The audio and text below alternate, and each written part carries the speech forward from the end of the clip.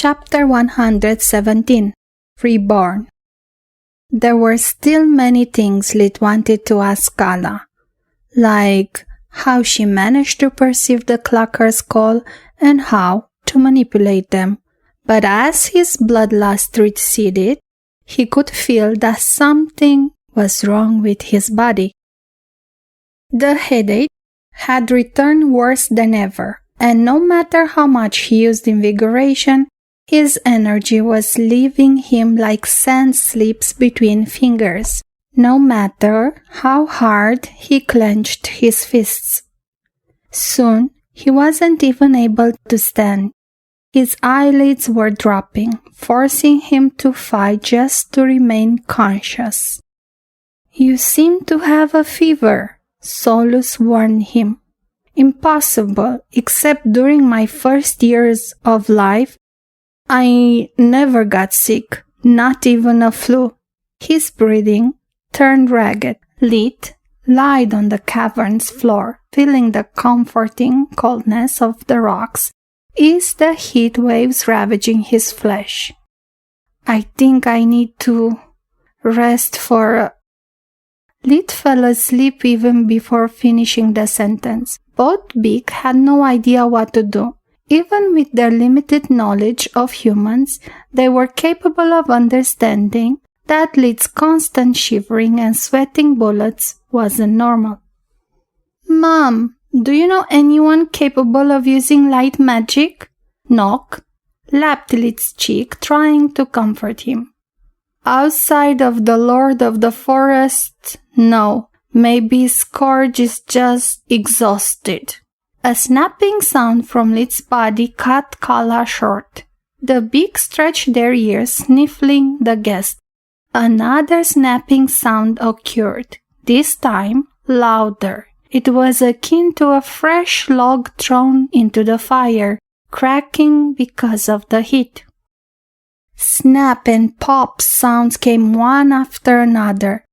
If an earthling happened to be there, he would think that someone was making popcorn. From the inside, Solus could see his bones crack and heal continuously at an alarming rate. Sometimes it was just a fissure, other the whole bone would shatter in small fragments before they assembled again. When it was the skull's turn, Nock jumped backwards out of fear. Suddenly, a porcupine seemed to have slipped under Lit's face, sharp ends bulging under his skin, barely able to contain them. Each time a bone would crack, impurities would ooze out of them, finding their way out through any of his orifices. Most of it flowed out from his eyes, ears, and mouth, forming a pool beneath his head. The stench was unbearable. Kala was forced to destroy the tar-like substance with darkness magic, fearing it could harm them. "Is he going to become an undead?" The events unfolding in front of Nock reminded it what had happened to Ragul just a few hours prior. "Unlikely," Kala replied. "I don't sense a massive amount of dark energy surging." Nonetheless, she closed Lit in the secret room, leaving enough space for the air to flow, strengthening the cave walls in case of attack, just to be safe.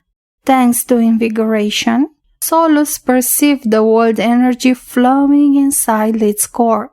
The body was finally able to withstand its growth, surviving the change necessary to wield the new power. The unconsciousness is actually a blessing in disguise. The pain would be excruciating if Lit was still awake, Solus thought. Hours later, he finally woke up, feeling like the Walmart doormat after the Black Friday. Every inch of his body ached. His already tattered hunter suit was soaked in impurities beyond saving. He managed to cancel the smell with darkness magic, but removing the stains would destroy the leather as well. What happened? Lit shook his head, trying to remember where he was. good news. You have finally got past your bottleneck. Your manacore is finally halfway through the cyan. Probably the constant strain and the healing cycle of these last few months did the trick. Solus' words made little sense to him. It's not my first rodeo. Why did I faint?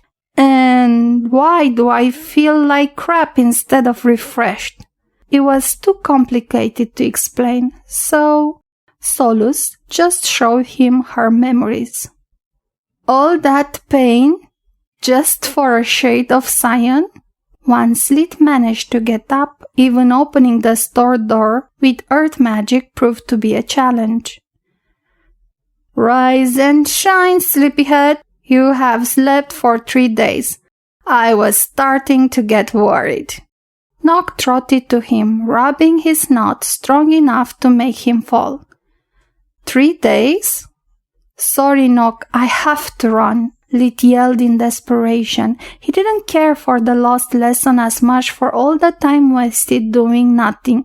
If the vision was correct, he hadn't even a second to spare. Nock laughed at him. I was joking, it's barely sunset. Cursing the Big's ancestors and doubting the morality of their mating choices, Lid punched the nearby wall with the feeble strength he could muster. It's not funny, he yelled, striking again. My family is in danger. Who knows what could have happened to them in 3 days? You scared me to death. That makes the two of us. Nock took 2 cautionary steps back, keeping its gaze on him, ready to run away. Why are you scared? Don't want to end up like the wall, just for a stupid joke. Lid looked at his punch, discovering that it had created a small socket in the wall. A spider web of small cracks originated from the impact point.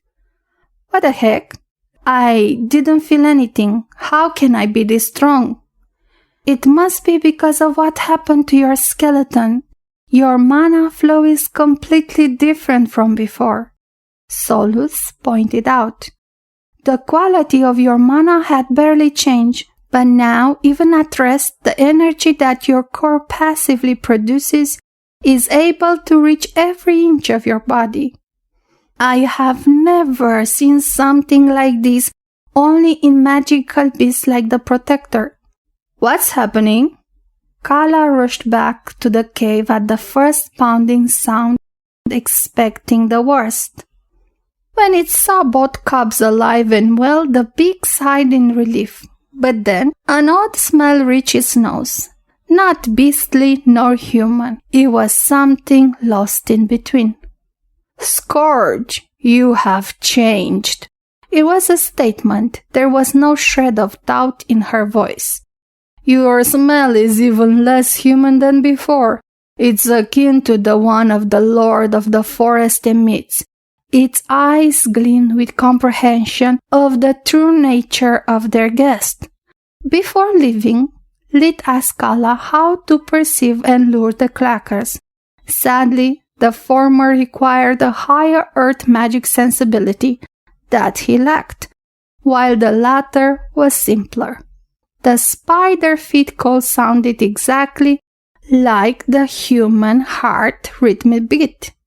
Only it had to be emitted via magic throughout the ground. On his way back, while flying through the air, he activated live vision, searching for more changes in his abilities. He discovered that now it didn't just show the life force and mana simply through colors. Lid now could see the wild energy flowing from the trees, the leaves, and even from the stones. The whole forest around him was breathing, generating a mana wind that had been invisible to him before. It has become much more similar to my mana sense, Solus said. Yes, in a way it's still worse, in another it's still better. Look at that. Lid pointed at the clearing in the forest. It was near to the point where he had fought with the mercenaries. but from the sky and with its ordinary look, normally he would have failed to recognize the place. But now he could see everything. The red wind originated from the animals, the green from the plants, the gray from the stones, and the black from the dead. Lit only had to extend his hands and will to feel the rotting energies waiting for the call. Rise, rise, my legion! He could sense the many corpses stirring underground, clawing to escape. And then he let them go. He had no time to lose. There were many things he had to do before nightfall.